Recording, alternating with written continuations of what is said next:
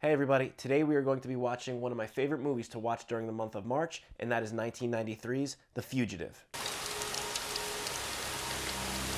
I didn't kill my wife! I don't care! The Fugitive is your quintessential 1990s action movie starring Harrison Ford and Tommy Lee Jones, and it's a remake based off a television series from decades prior.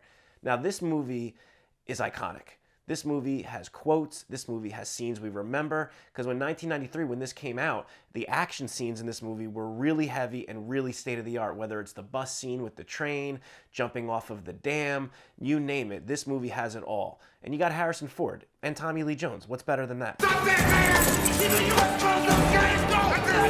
He's a U.S. Marshal! Let him go! Let him go! Not the case!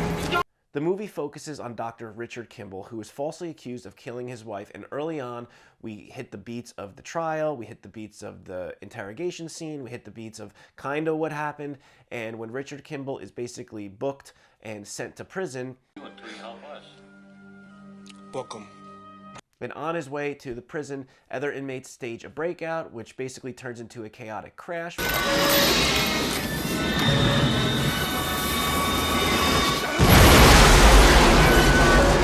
And this is where Richard Kimball escapes and starts his journey as the fugitive.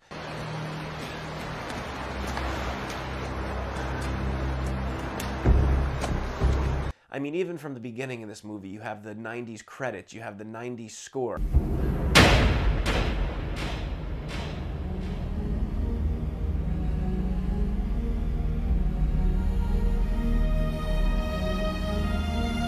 And it's a great movie. It's a great watch. It's got great action.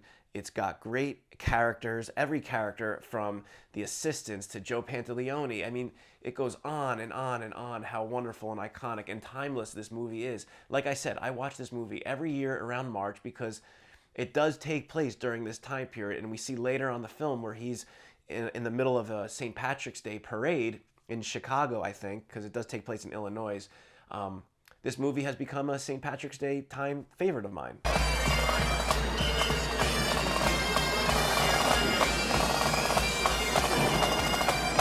You can't beat Harrison Ford, who plays this role to a T. He is one of our all-time best working actors, one of our all-time best character actors. He really sells Richard Kimball in this movie.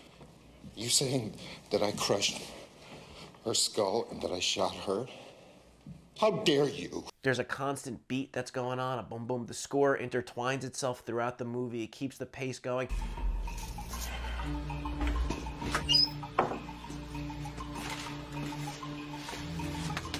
And as the film goes on, the mystery of his wife's death is unraveled. Now, we as the audience know early on that he did not kill her. I remember seeing this the first time and never thought once did he kill her. I mean, the whole idea is he was wrongfully accused and he is the fugitive trying to prove his innocence. And early on in the interrogation scene, which I can't stand, these cops don't even give him a second. It's like, they really annoy me. But I think that sells the movie, right? Because you're on his side from the get-go. Who's the beneficiary? I am. The sole beneficiary? Yes. He's talking about a one-armed man. I mean, if you're guilty of murdering your wife, why would you come up with a fantastic story of a one-armed man? You know, that seems a little too unique for it to be just a made-up story. You could say there's people trying to break in, that there was somebody that was harassing her. Who knows? You know, if you're really trying to cover up the murder of your wife, you're not going to come up with a story about a one-armed man because you're guilty. You would come up with that because you're innocent, because that's really what you experienced. So you're always on the side of Richard Kimball from this movie's beginning. And it really sucks that, you know, this doctor who's successful, who seems like a very genuinely good guy, who has a lot of friends, who's really loved in the industry, in that world, would fall under these circumstances. So that really sets the stage as a script and as a story for the audience to empathize and root for him from the beginning. He had a mechanical arm. You find this man. You find this man. Now, after the train crash, you're introduced to Tommy Lee Jones, who is the U.S. Marshal, who is then hot on the tail of Richard Kimball, and he's a machine. He is just, this is my job. I don't care if the guy's guilty. I don't care if the guy's innocent. There is a fugitive who's on the loose, and my job is to track him down, find him, and bring him back to justice. So you have this character, Tommy Lee Jones, he is charismatic. I mean, Tommy Lee Jones is incredible. In this movie specifically, he is just the best. What I want out of each and every one of you is a hard target search of every gas station, residence, warehouse, farmhouse, hen house, outhouse, or doghouse in that area. And he's no nonsense. He's got his crew, and his whole crew are filled with interesting characters, all that have their own little quirks, their own little beats, from Joe Pantoliano to Daniel Roebuck to Tom Wood to Scott Caldwell from Lost, Rose from Lost. There's a ton of cool characters in these movies, and I would say that each one is written interestingly enough where they bounce off each other, and the dialogue is just so fantastic in this movie, especially in Tommy Lee Jones's crew. Doctors, hospital staff. Okay, we're gonna start right there. I want phone taps. We're gonna start with his lawyer first. Whoa, whoa, whoa, you're never gonna get that. You call Judge Rubin, you tell him I want a whole bunch of phone taps. Why are you yelling and at me? I'll call him up later and What? tell him on who, He's always if yelling at I'm in me. a good Why mood. don't you yell at her sometime? Sam. What? Attaboy. Julianne Moore is even in this movie. She has a small role, and she adds more life to this. And like I said, like this is, I don't know if it's a personal opinion. I guess it is because I'm doing an opinion piece.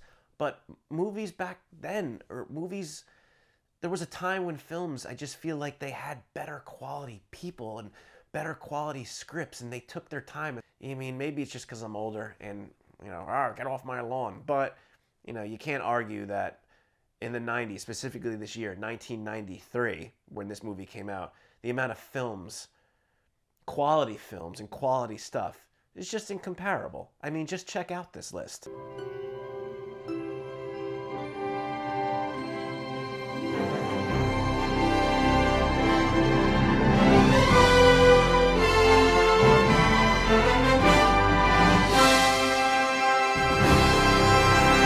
You have Tommy Lee Jones, who is now on the trail of not only Dr. Richard Kimball, but another man who escaped the prison. I think his name is Copeland, and him and Richard Kimball split off in the beginning in a really cool sequence right after they get off the train and get off the bus, right after they escape the horrible crash that happened.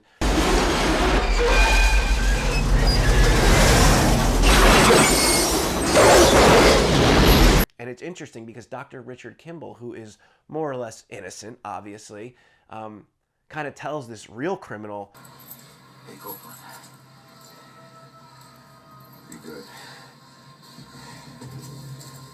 or, you know, they have a little few words, and that shows that Richard Kimball's a little hard now. You know, he's been in the system a little bit, which I like. I like those details. I like those added elements, those added layers, because it makes the film more grounded, and it makes the audience, you know, connect to it more, because you're seeing kind of what would be a real conversation or a real circumstance occur. That's just a small thing, but there's a lot of that in films like this, especially of that era.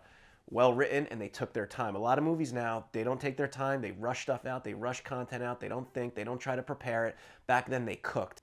Anyways, Tommy Lee Jones is on the trail of this other fugitive, and he finds out where he is, and he has to play off that he's a drug addict and a hobo so they can get close to the house and get in. And there's this huge shootout, this huge intense sequence, and Tommy Lee Jones basically has to make the decision while the fugitive is holding one of his men hostage at gunpoint to take him out, and he does by millimeters. And this kind of affects his man's ear, and there's this kind of dramatic moment, but it's funny because Tommy Lee Jones whispers in his ear after the fact, I don't bargain.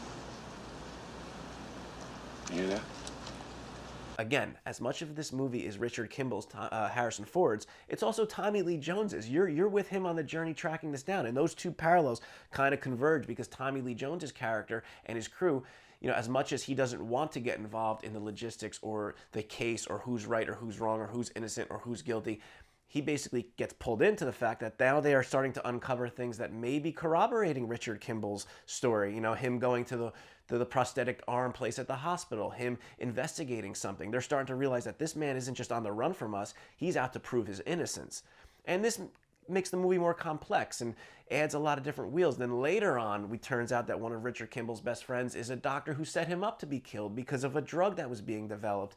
So you go from this kind of basic plot of a man whose wife was murdered and he's on the run trying to prove his innocence to, wow, there was this big conspiracy going on. And it really adds a lot of emotion to the movie. You know, you kind of exhale when it all comes out at the end. You exhale when Tommy Lee Jones realizes that this guy is not his enemy. And it really comes to fruition. It is such a tight script. It is such a tight movie. The score is incredible. The acting on all fronts is great. Even Sela Ward, who's in it for a small period of time, plays Mrs. Kimball. She does a fantastic job. Yes, there is some 90s cheese. There is some scenes that, you know, you could be like, wow, that was written odd, or that was a poorly written line, but everything feels good. Everything feels grounded. Everything, you're never taken out of this movie. From the beginning to the end, you are on the ride with The Fugitive, and regardless of its 90s cheese or some of its campiness. Now you eat something, Mr. Johnson. You need your strength. And it's timeless. Yes, has it aged perfectly? No.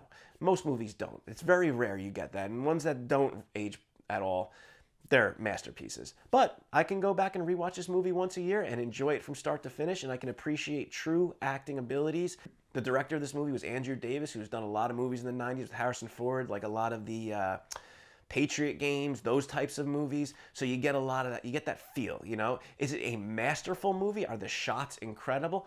No, obviously not. But they took their time. This was a real production. This is a movie production. It has such iconic moments, whether it's, like I said, the interrogation scene in the beginning with Bookham, the trial is kind of iconic when they play the answering machine of his wife saying, Richard's trying to kill me, when she's really just trying to call for him coming up the stairs.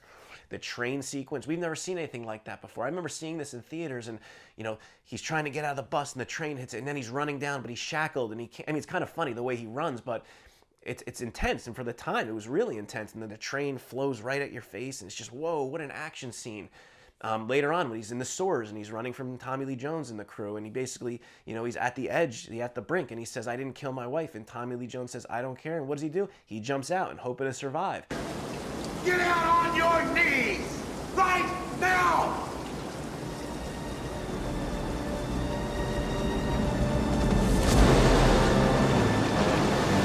Which he does. You have the parade sequence. You have the hospital where he's trimming his beard and the music's playing in the background. He dyes his hair and he goes and eats the egg sandwich. I mean, I can't tell you how many times me and my friends joke around about egg sandwiches because of that scene.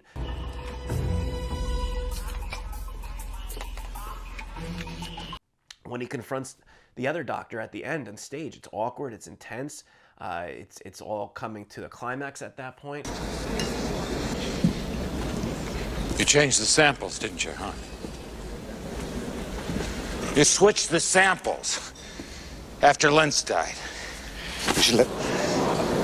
And of course, he winds up fighting the one-armed man. He fights his friend, the doctor, after the confrontation, and basically exposes everything.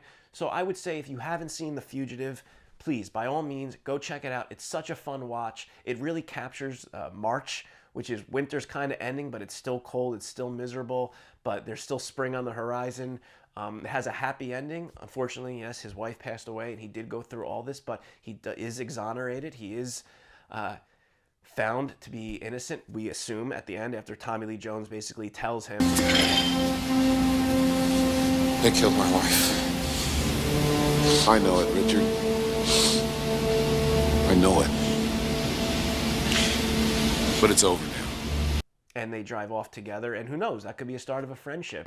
Louis, I think this is the beginning of a beautiful friendship. I love movies that end on a high note like that. I love movies that, you know, the secondary characters are as important as the main character, or two people who are enemies that then come close together for a better cause. It's a wonderful movie, and like I said, I would highly recommend it, and if you haven't seen it, please go watch The Fugitive. You know, I'm glad. I need the rest.